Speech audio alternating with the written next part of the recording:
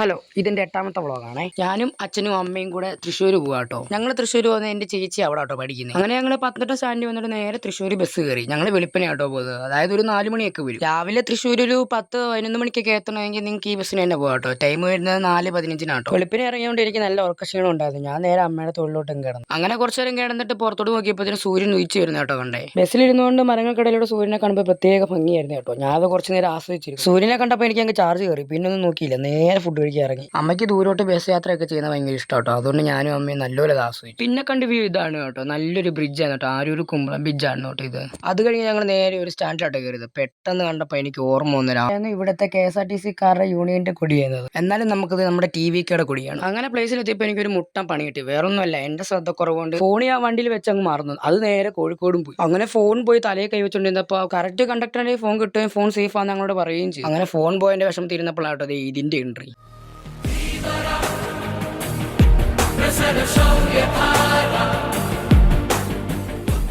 ചേച്ചിയാണ് അത് കേട്ടത്. നേരെ ചേച്ചിയുടെ ഫോൺ കൊണ്ട് എൻ്റെ തന്നു. പിന്നെ ഞാനും ചേച്ചിയുടെ കോളേജ് ഫുള്ള് കറങ്ങി നടക്കുമായിരുന്നു. അവിടെ ഇവിടെ എല്ലാം പോയി കണ്ടു കേട്ടോ. ഇത് കോളേജ് പ്ലസ് ഹോസ്പിറ്റൽ കൂടാണ് കേട്ടോ. ഈ കാണുന്ന ഹോസ്പിറ്റലും അപ്പുറത്ത് കാണുന്നതാണ് കേട്ടോ ചേച്ചി പഠിക്കുന്ന കോളേജും. ഇവിടെ എല്ലാത്തരത്തിലുള്ള ഫെസിലിറ്റീസും അത്യാവശ്യത്തിനുള്ള പേഷ്യൻസ് ഫ്ലോ ഉണ്ട് കേട്ടോ. പിന്നെ കൂടുതലൊന്നും ഇറങ്ങാതെ ഞങ്ങൾ നേരെ ക്യാൻറ്റീനിൽ പോയി. ഞാൻ ഒരു ബിരിയാണി, ചേച്ചി ഒരു ബിരിയാണി, അമ്മ ഒരു ഊണ്, അച്ഛനൊരു ഊണ്. ബാക്കി കാര്യങ്ങളിൽ അടുത്ത പാർട്ടി പറയാം കേട്ടോ. അപ്പോൾ ഓക്കെ, ബൈ.